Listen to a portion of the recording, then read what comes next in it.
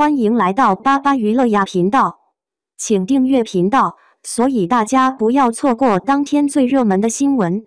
我们今天的时事通讯包括以下内容：天地渐新，好客又温柔，诚意为他取名青铜，他看到了他的特别。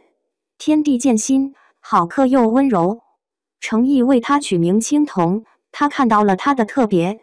在《天地渐新》这部剧中，有一个细节让无数观众磕到上头。程毅饰演的男主为女主取名青铜，看似轻描淡写的一幕，却藏着极深的情意。那一刻，他的眼神柔得可以化开冰雪，语气轻得像怕惊扰了风。而这一声青铜，不只是名字，更像是一份温柔的确认：我看到你了。名字的温度，从称呼到情感的确认。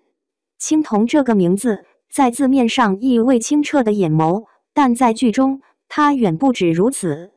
那是程毅角色对女主最深的理解与怜惜。他生于乱世，被命运磨得近乎透明，却依然保持着纯净的灵魂。而他为他取名时用的是青与铜两字，既是对他眼神的描绘，更是对他心境的理解。在剧中，这一幕的氛围极其克制。程毅饰演的角色不善言辞，但他用极轻的语气说：“你眼中有光，就叫青铜吧。”那一刻，镜头给到特写，他的目光温柔却克制，仿佛藏着无数未说出口的心思。女主愣了几秒，轻轻抿嘴笑。她或许还不懂这个名字背后的重量，但观众懂了，她已经把它放进了心里。这并非简单的命名，而是一种情感宣言。在程毅的表演中，我们能看到那种不敢靠近却想珍惜的情绪层次。这种含蓄的温柔，正是程毅最擅长的情绪滴流式表演。他不是用大声的告白去表达爱，而是用一个名字、一句低语、一抹眼神，让观众自动心动。程毅的温柔不在台词里。程毅的温柔一直不是表面的，他的温柔从不张扬，而是一种深藏不露的克制。在《天地渐新》中，他扮演的男主是一位孤傲的剑修，心如寒铁，却唯独在面对青铜时，眼神中多了几分人气。那场命名戏其实拍摄过程很简单，两人对坐，他低声说出青铜二字，镜头拉近至他眉眼之间。但程毅的表演层次极细，他在那句台词的前半秒，眼神略有闪动，像是在回忆，也像是在犹豫。而当他说完青铜两个字，嘴角几乎不可察觉的微微一动，仿佛终于放下了某种心防。这种细腻是程毅表演中最迷人的部分。他懂得留白，也懂得让情绪在呼吸之间流动。导演后来在访谈中提到，这一幕程毅几乎没怎么说话，但现场所有人都沉默了，那种温柔不需要解释，观众自然能感受到。他的眼神是情感的翻译者，他不用说我喜欢你，一个名字，一抬眸，已经足够动人。程毅是情感隐忍与克制中的浪漫。程毅塑造的角色常常有一种共通气质，安静隐忍，却深情至极。从沉香如屑的应渊，到莲花楼的李莲花，再到天地渐新的无心建筑，他始终在演绎一种不言而喻的爱。那种爱不喧嚣，却足够沉重。观众之所以会哭，是因为这种情感太真实，也太难得。在天地渐新里，他对青铜的情感，从一开始的守护，到后来的理解与共鸣，像是一场双向救赎。他看到了他的痛，也懂得他的倔强，而那一声青铜，就像是他给他的重生之名。他希望他能像名字那样，眼中有光，心中有静。有观众在弹幕里写道，他给他取名青铜，不是因为他清澈，而是希望他从此可以不再蒙尘。这句话恰好点中了程毅角色的内核。爱不是占有，而是理解与成全。青铜的回望，他也看懂了他。有趣的是，随着剧情推进，女主逐渐懂得青铜这个名字背后的含义。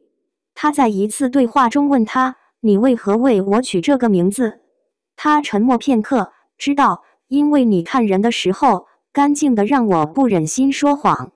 这句话既是告白，也是自我揭露。他用看人的时候来暗示他的存在，让他想成为一个更好的人。程毅在这里的表演极具分寸感，声音轻，语速慢，尾音带着微微的颤抖。镜头拉近时，可以看到他眼底的湿润光泽，那不是悲伤，而是一种被触动的脆弱。